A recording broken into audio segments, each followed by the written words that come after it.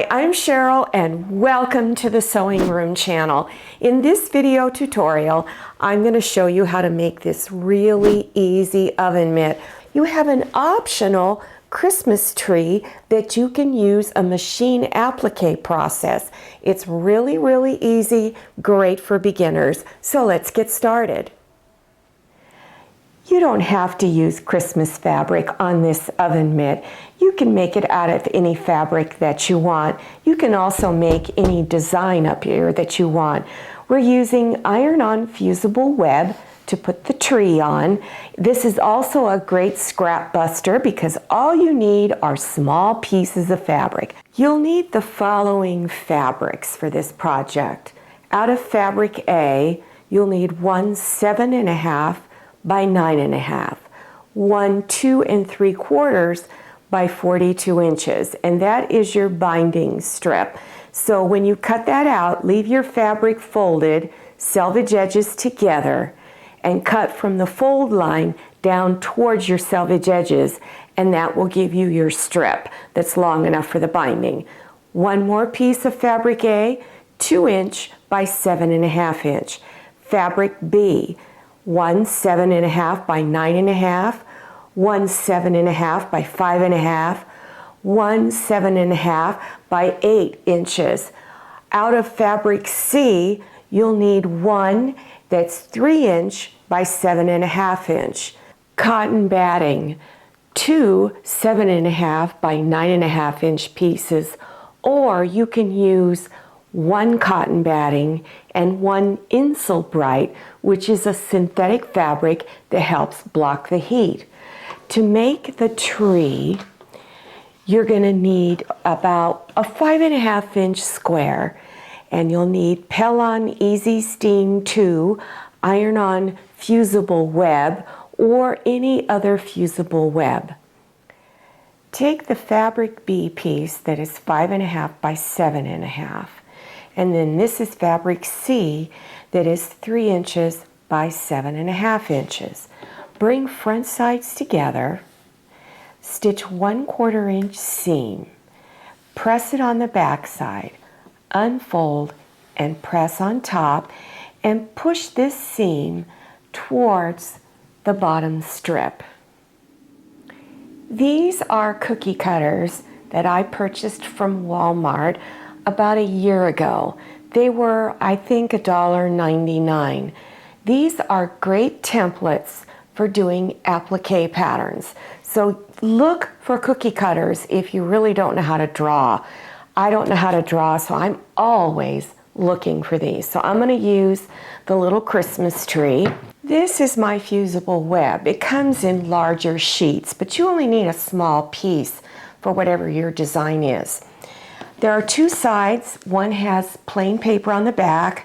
The other has blue grid lines. This is the side you trace or draw on. So take your pattern that you're using or template, trace around it, and then cut it out, but don't cut on the lines.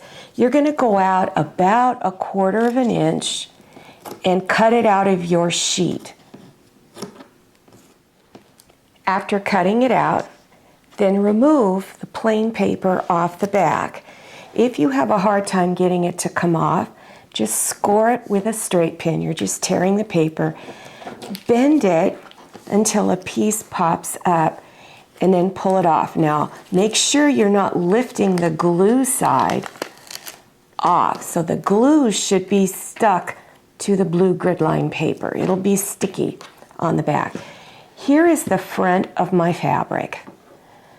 Turn it over and you're going to put it on the back side. Take your fusible web, set it down, and finger press it. Real good, all over. Then cut it out. This time you're going to cut right on the lines all the way around. Remove the blue grid line paper, and again, if you're having a hard time getting it off, just tear the paper again with a straight pin and bend it till a piece pops up. Make sure you're not pulling the glue off of the fabric. And then remove the paper. Take your time so you don't lift that glue off. Now center it where you would like it. Okay, and if you haven't finger pressed it yet, you can still lift it and move it around. Once you've got it centered where you like it, finger press it all over. Do this next step at your ironing board.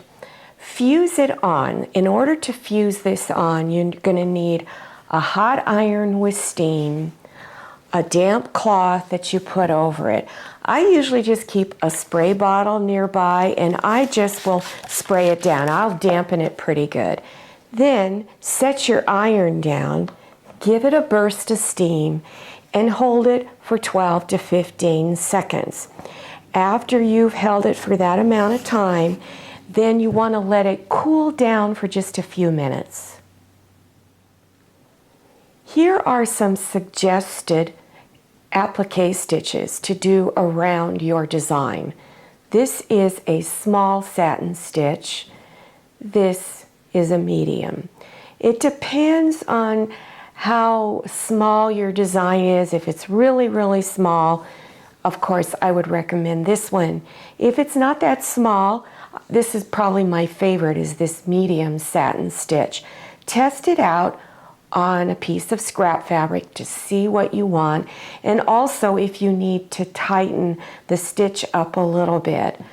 I recommend you put paper behind your fabric or tearaway stabilizer. I like using paper because it's a lot cheaper to purchase and it does the same thing. So put the paper behind your design. I recommend you use an open toe presser foot. That's because it's real easy to see exactly where you're stitching. So center the presser foot right over the edge of your design and just keep it there. Now when you go around these corners, you just need to kind of turn slow. I also recommend that you use a polyester thread. It's shinier and it just holds up a little better. After the stitching is complete, tear the paper off of the back side. Take your fabric for the back, place it down, your cotton batting, and then place this on top. I would use some straight pins to hold your fabrics layers together. Okay, just kind of scatter them here and there all around. After you've pinned everything, then you're going to do a straight stitch right there on the outer edge of the tree. And again, keep that open toe presser foot right on the outer edge of the satin stitch and just do a straight stitch all the way around. For the back section of the oven mitt, place your fabric for the very back, front side down. Then your Insulbrite and cotton batting. If you're not using Insulbrite, then use 2 layers of cotton batting and then your fabric for the front. And then scatter pins all over the top to hold the layers together. Next step is to do quilting stitches. Now I've done a decorative stitch where it's this wavy line. Some of the machines have this. It's called serpentine stitch, or you can use a straight stitch. Now I went from corner to corner, or you can go straight up and down and then side to side. Also, I recommend doing it on the front, but I didn't stitch over the tree. I stitched toward this tree, stopped, lifted up, and continued on. And again, I chose the serpentine stitch. And remember, you can always do a straight stitch. I do recommend that you use a walking foot because now it's very, very thick. Got all these layers. And the walking foot is designed to go over thick layers of fabric. It helps to keep the fabric from shifting apart.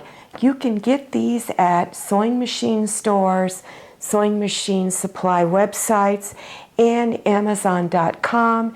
Enter the name and model number of your sewing machine and that you want a walking presser foot. On the front section, you're going to round the two lower corners here. So take something round and just trace around it and go to both corners and do that.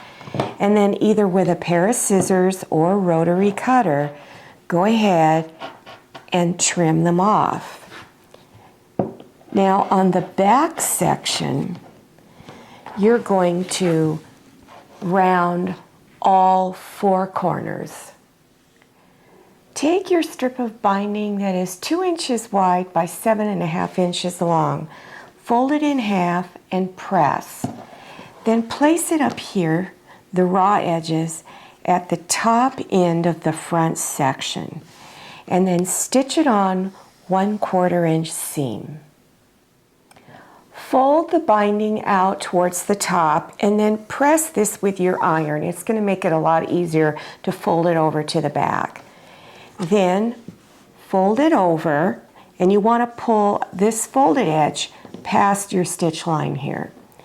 So fold it over, and I would pin it all the way across so that it will stay in place as you're stitching it on from the front. So continue stitching along, continue pinning along the back side. Then do stitch in the ditch, and you're going to stitch right in this seam here. It's where this light colored background fabric hits the binding. Don't stitch on the binding, but right next to it. And again, it's called stitch in the ditch, and do that all the way across. Layer the two sections together and align it up down here at the lower edge. Place some pins around the edge to hold it together, and continue pinning all the way around the edge. After you have finished pinning, then do a machine basting stitch from up here all the way around to there. Take your binding strip that's 2 3/4 inches wide by roughly 42 inches long.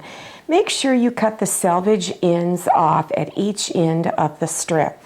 On one end, you're going to fold it over about 1/4 inch and then press. Then take your strip and fold it in half and press it all the way down the full length of the strip. Take the end of the binding strip where you folded it in 1/4 inch and pressed it. Take that end and place it up at the top center. And begin pinning your binding strip all the way around. Now this binding strip was cut on the straight grain, so you may find it doesn't lay quite right on the corners here. If you prefer to have your binding cut on the bias, which is meant to go around a lot of curves, you can do that, but if you need instructions, then click on the link in the upper right-hand corner. But because there's just a few corners, just a short distance of going around them, I'm not going to worry about that too much. I've done it this way so many times. It works out just fine. So pin all the way around. When you come back to where you started, take your binding strip and place a pin right there where the other binding piece ends. So it's right up against there. All right. Now, starting here, you're going to stitch 3/8 of an inch seam from the raw edge in and go all the way around. And when you get here to this last pin, then backstitch a few times. At all the corners, just go around and clip the binding up to the stitch line. Now make sure you don't go through that stitch line. So do that at all 4 corners. Now, flip it over to the back side and pull the binding straight out and count over 4.5 inches. 1, 2, 3, 4.5, and then cut the end of the binding off. Turn the pot holder over to the front to where you see this side of the binding and lift up just one side of the binding, and you're going to cut a square in here about maybe 1.25 inches going this way, and then you're going to stop cutting once you get about 1/4 inch away from that fold line. Now remember, don't cut up to the fold line, stay back a little bit. The reason why we're doing this is everything's very thick right now. You have lots and lots of layers. By cutting this little square out, just one layer, helps to make it a lot easier to finish off this oven mitt. Now you're going to press the edges. So do this at your ironing board. Take the very end and fold it in 1/4 inch and press. Then take the bottom edge, this lower edge that are the raw edges, and fold it in and press. Then fold this in half and press again. Fold the binding over to the back and tug on it to make sure it's pulled all the way. Then fold this piece here that's at the center top. Go ahead and fold it over. Now it's real important on this step that the folded edge of the binding is pulled past your stitch line here. Otherwise, this next step isn't going to work and you're going to wonder what happened. So pull that past there. Place pins, and you're going to do this all the way around. After you finish pinning, turn it over to the front, and you're going to do stitch in the ditch again, just like you did on this piece of binding. So start up here at the top center. Remember, don't stitch on the binding, but right next to it. And so start here in the center, stitch all the way around, and then stop right here and leave your needle in the down position. So you've left your needle in the down position. Now you need to pull this out and bring the folded edges together of this and turn the oven mitt so that you are able to now come up over this piece of binding and stitch on the top, come down and around and stitch straight out to the end, stitch across the bottom, back stitch a few times. Now take this end of the binding and push it underneath like that, and then turn it over. And I usually just take a straight pin and hold it in place there and turn it back over to the front. And then up here at the top, you're going to stitch a little square. So stitch across, come up a few stitches, stitch over, down a few stitches, and I like to go around a couple of times, and then you're done. I hope you enjoyed watching this video. For more potholder and oven mitt video tutorials, check for the links below your YouTube screen. Thanks for watching and happy sewing! I hope you enjoyed this video. If you did, would you please click on the thumbs up button, and don't forget to click on share to share this video with your friends. If you haven't subscribed yet, click on that red subscribe button down there in the lower right-hand corner of your screen. And don't forget to click on the bell and enter your email address so you'll receive email notifications about my latest video. I'm Cheryl and this is Manny. See you next time and happy sewing!